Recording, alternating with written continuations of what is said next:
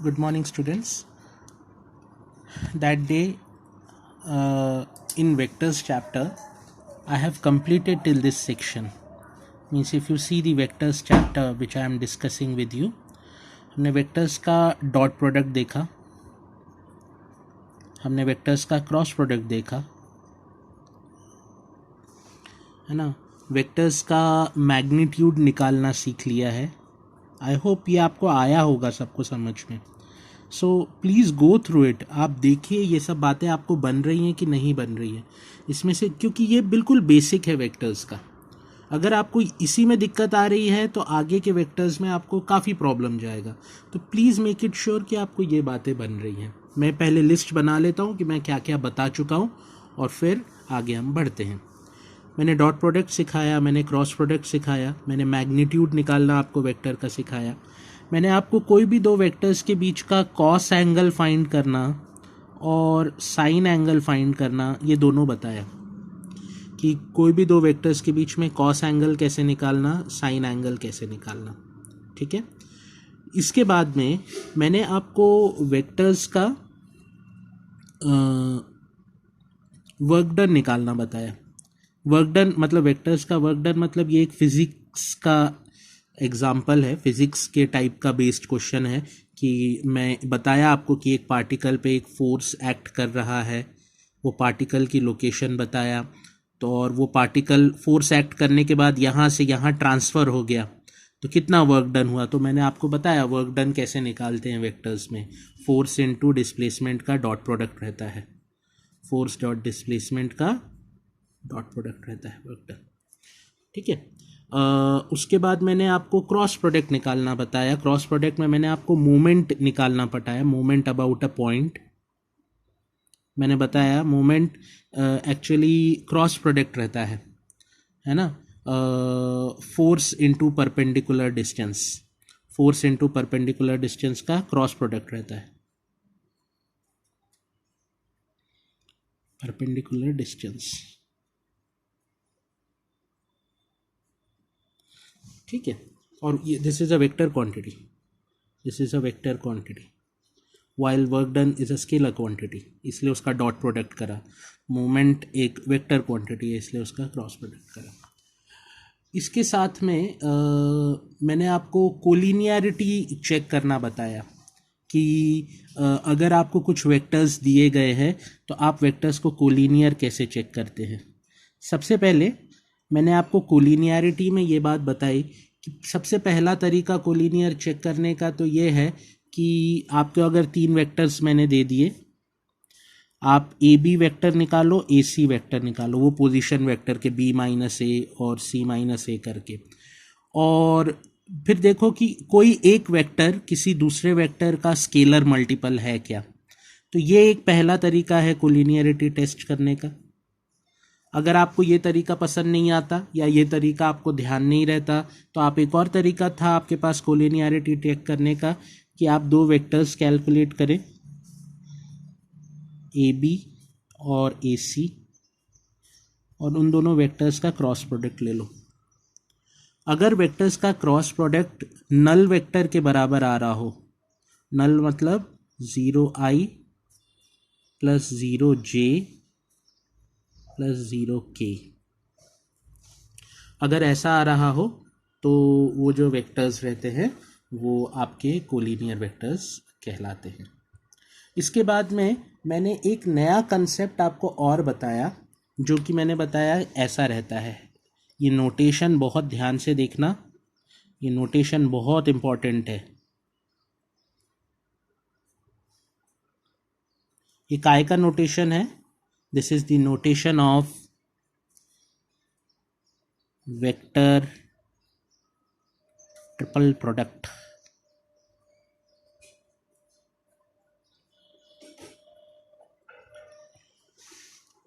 This is the notation of vector triple product. ये बहुत important concept है ना. या सॉरी, इसको कहते हैं vector triple, scalar triple product कहते हैं इसको. I am sorry. This is the notation for scalar triple product. और ये बहुत इंपॉर्टेंट, वेक्टर ट्रिपल प्रोडक्ट अलग रहता है. This is the notation for scalar triple product, है ना। और ये बहुत इम्पोर्टेंट कंसेप्ट था, मैंने आपको बताया था कि इसकी मदद से भी आप ये बात टेस्ट कर सकते हो कि अगर आपको कुछ वेक्टर्स दिए गए हैं तो वो वेक्टर्स कोप्लेनार है कि नहीं, कोलीनियर नहीं, कोप्लेनार।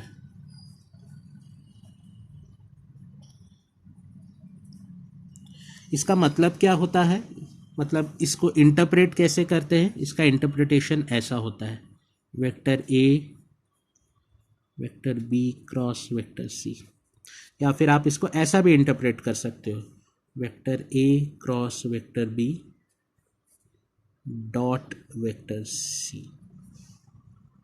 ठीक है, तो इसको कहते हैं स्केलर ट्रिपल प्रोडक्ट, ये इसका नोटेशन है।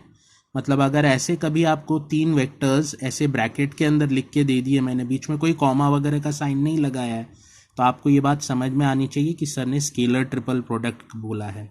और स्केलर ट्रिपल प्रोडक्ट का सबसे पहला एप्लीकेशन आपको वेक्टर्स में दिखता है कि अगर आपसे कोई ये सवाल पूछ रहा है कि वेक्टर्स कोप्लेनार हैं कि नहीं, कोप्लेनार, हाँ, कोलीनियर नहीं बोल रहा हूँ, कोप्लेनार कह रहा हूँ। अगर वेक्टर्स कोप्लेनार हैं कि नहीं तो हम वो स्केलर ट्रिपल प्रोडक्ट की मदद से निकालते हैं। अगर आपने वेक्टर्स का स्केलर ट्रिपल प्रोडक्ट निकाला और उस स्केलर ट्रिपल प्रोडक्ट की वैल्यू 0 वेक्टर या नल वेक्टर के बराबर आ गई, उस स्केलर ट्रिपल की वैल्यू नल वेक्टर के बराबर आ गई या 0 के बराबर आ गई, तो आप कहते हो कि जो वेक्टर्स मुझे दिए गए थे ये कोप्लेनार वेक्टर्स हैं। आया ये बात समझ में। दूसरा, मैंने वेक्टर्स में आपसे पैरेललोग्राम का एरिया और ट्रायंगल का एरिया निकालना भी डिस्कस किया था। याद रखिएगा ये छोटी छोटी बातों को, पैरेललोग्राम का एरिया और ट्रायंगल का एरिया निकालना भी डिस्कस किया था। ठीक है, एक चीज़ मेरी आपको बताना रह गई थी, वो मैंने बाद में देखा कि वो आपके सिलेबस में है, वो है प्रोजेक्शन ऑफ वेक्टर्स।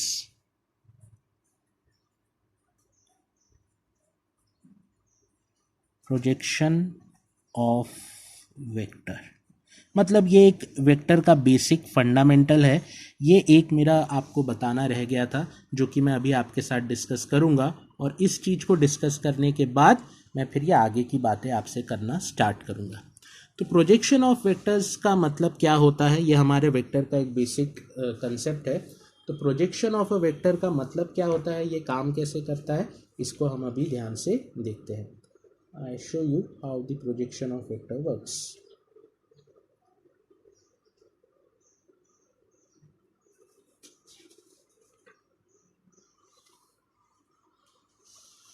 देखो, फॉर सपोज अगर आपके पास एक वेक्टर है यहाँ पे ऐसा, ये वेक्टर है ओ एम मान लेता हूँ या ओ बी मान लेता हूँ,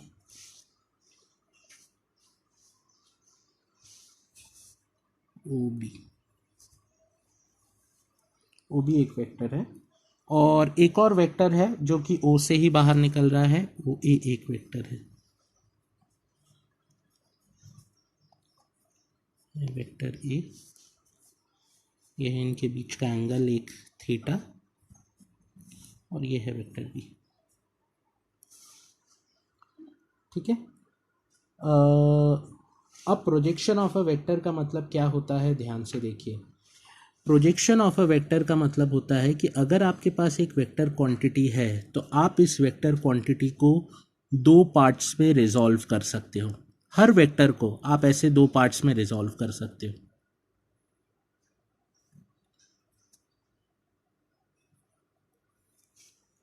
हर आपको कभी भी ऐसा वेक्टर दिख रहा है ना आड़ा टेढ़ा बना हुआ, आप उसको 2 पार्ट्स में रिजॉल्व कर सकते हो, वहाँ पे 90 डिग्री का एंगल बनाकर। तो इस वेक्टर को बनाने के लिए 2 कंपोनेंट्स यूज़ हो रहे हैं, एक तो ये वाला कंपोनेंट यूज़ हो रहा है, एक ये वाला कंपोनेंट यूज़ हो रहा है, और इन दोनों कंपोनेंट का रिजल्टेंट है ये वेक्टर। अगर आप चाहते हो कि ये वेक्टर को इस हॉरिजॉन्टल वेक्टर पे प्रोजेक्ट करा जाए, इस वेक्टर को किसी और वेक्टर पे, ये एक वेक्टर था, इस वेक्टर को आप किसी और वेक्टर पे प्रोजेक्ट करना चाहते थे, इसलिए इस टॉपिक का नाम है प्रोजेक्शन ऑफ वेक्टर। आप इस वेक्टर की इमेज इस वेक्टर पे चाहते हो कि अगर ये वेक्टर इस डायरेक्शन के अलोंग काम कर रहा होता तो कैसा दिख रहा होता, इसको कहते हैं प्रोजेक्शन। आप चाहो तो इस वाले वेक्टर का इस वाले वेक्टर पे प्रोजेक्शन निकाल सकते हो, या इस वाले वेक्टर का इस वाले वेक्टर पे प्रोजेक्शन, मतलब ये म्यूचुअली काम है। वेक्टर ए का वेक्टर बी पे भी प्रोजेक्शन निकाला जा सकता है और वेक्टर बी का वेक्टर ए पे भी प्रोजेक्शन निकाला जा सकता है। तो आपको ये बात देखनी पड़ती है कि भाई किसने कब क्या आपको वेक्टर का प्रोजेक्शन निकालने के लिए दिया है। अब आप ध्यान से देखो, अगर आपको किसी ने वेक्टर ए का, मतलब ध्यान से देखना, ये वर्डिंग्स बहुत ध्यान से देखना, एक एग्जांपल ही लेकर बता रहा हूँ, समझा रहा हूँ, ध्यान से देखो। मान लेता हूँ ए एक वेक्टर है 4i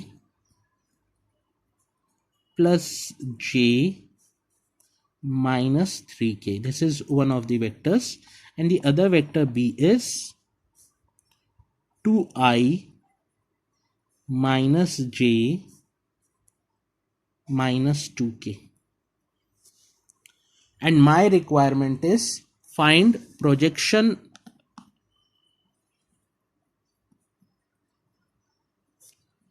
of vector A on vector B. This is my requirement. Find projection of vector A on vector B.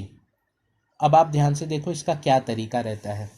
कुछ नहीं, जिस भी वेक्टर का प्रोजेक्शन किसी और वेक्टर पे निकालने के लिए बोला जा रहा है, उन दोनों वेक्टर्स का डॉट प्रोडक्ट कर दो और उसको डिवाइड कर दो जिस पे कि आपको प्रोजेक्शन चाहिए। जैसे आपको ए वेक्टर का बी पे प्रोजेक्शन चाहिए तो divided by mod of B. तो ये जो आंसर आएगा, क्योंकि जब आप दो वेक्टर्स का डॉट प्रोडक्ट करोगे तो यहाँ पे आपको एक स्केलर क्वांटिटी मिलेगी न्यूमरेटर में, और जब आप बी वेक्टर का मॉड्यूलस निकालोगे तो वो भी एक स्केलर क्वांटिटी मिलेगी। मतलब projection of a vector on the other vector is 13, या जो भी निकल रहा होगा वो निकल कर आएगा। अगर आप इन दोनों का डॉट प्रोडक्ट करोगे तो इन दोनों का डॉट प्रोडक्ट निकलेगा 13 के बराबर। कैसे निकलेगा 13 के बराबर, देखते हैं जरा। ये बन जाएगा 4 2 ज़ा 8, ये बन जाएगा -1 और ये बन जाएगा 6। तो 8 + 6 14 -1 13, तो ये 13 के बराबर आ गया। और मॉड ऑफ बी निकला मेरा, मॉड ऑफ बी आया मेरा 3 के बराबर। 4 + 4 + 1 मतलब 8 + 1 9, 9 बराबर आ गया 3 के बराबर। √9 इज इक्वल टू 3। तो ये आ गया projection of A on B. अगर आपसे ये बोला गया कि projection of B on A निकालिए,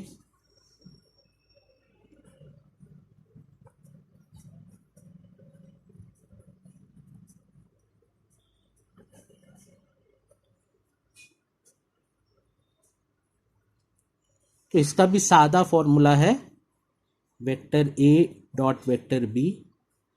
क्योंकि ए पे प्रोजेक्शन निकाल रहे हैं तो इस बार मॉड ऑफ ए लेंगे, ठीक है। तो ये बात का ध्यान रखना है कौन से वेक्टर का प्रोजेक्शन किस वेक्टर पे निकल रहा है।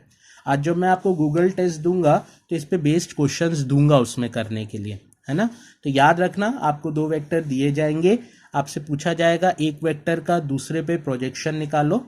तो प्रोजेक्शन निकालने का तरीका क्या रहता है, उन दोनों वेक्टर्स का डॉट प्रोडक्ट कर दो, देख लो किस पे प्रोजेक्शन निकालना है, उसके मॉड्यूलस से डिवाइड कर दो। दोनों, अगर b का a पे निकालना है तो a के मॉड्यूलस से डिवाइड करो, a का b पे निकालना है तो b के मॉड्यूलस से डिवाइड करो। आया ये बात समझ में। This is one of the important points in the basics of vector, projection of one vector on the other. तो इस बात को ध्यान दीजिएगा। एक छोटा सा मान लीजिए 2 मार्क का क्वेश्चन या 1 मार्क का क्वेश्चन MCQ इस टॉपिक के ऊपर बनता है ना। तो ये जितने भी टॉपिक्स मैंने ये बताया ना, ये डॉट क्रॉस, ये आपके कहाँ पे इस्तेमाल होते हैं, जितने भी आपके MCQ वाले क्वेश्चंस रहेंगे और 1-1 नंबर के, मतलब शुरू के जो 20 नंबर का पेपर बनेगा आपका, उसमें इस टाइप के क्वेश्चंस बहुत आते हैं जो डायरेक्टली फॉर्मूला बेस्ड रहते हैं, इसलिए ये टॉपिक्स इंपॉर्टेंट है, आसान भी है, कोई उसमें बहुत दिमाग नहीं लगाना है और सॉल्व भी करते आते हैं। ठीक है, coming back to the main topic, एक स्केलर ट्रिपल प्रोडक्ट, ये काफ़ी इंपॉर्टेंट प्रॉपर्टी थी। अब स्केलर ट्रिपल प्रोडक्ट में मैंने आपको सबसे पहले ये बता दिया कि अगर आपको ऐसा कभी क्वेश्चन आया कि जिसमें आपको मैंने वेक्टर्स दे दिए और आपसे पूछा कि बताओ भाई ये वेक्टर्स कोप्लेनार है कि नहीं, तो आप उन वेक्टर्स का स्केलर ट्रिपल प्रोडक्ट निकालोगे और बता दोगे मुझे कि कोप्लेनार है कि नहीं। अगर मैं एक एग्जांपल आपको लेकर बताऊं कि कैसे आप कोप्लेनार प्रूव करते हो, तो बहुत आसान सा एक एग्जांपल आपको लेकर बता रहा हूं।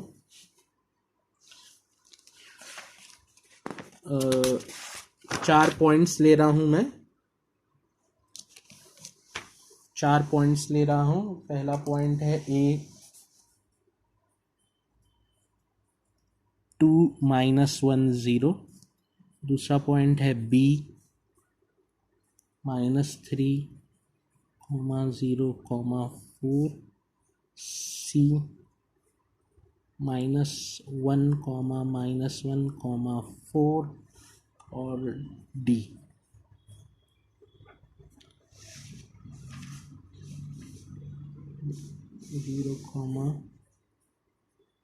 -5 2, ये 4 पॉइंट्स हैं और I need to prove them that all the 4 points are non coplanar, all the 4 points are non coplanar। अब कैसे इनको प्रूव करूंगा, मेरी मदद के लिए आएगा ये स्केलर ट्रिपल प्रोडक्ट। अब कैसे इस पे अप्लाई करूंगा स्केलर ट्रिपल प्रोडक्ट, सबसे पहले तो मैं 3 वेक्टर्स बना लेता हूं क्योंकि उसमें 3 वेक्टर्स ही लगते हैं, ए बी ए सी और ए डी। ये 3 वेक्टर्स मैंने बना लिए। ए बी रहेगा vector B minus vector A C रहेगा vector C minus vector A और ए डी रहेगा vector D minus vector A. इनको सॉल्व करूंगा तो आएगा -5 + j + 4k,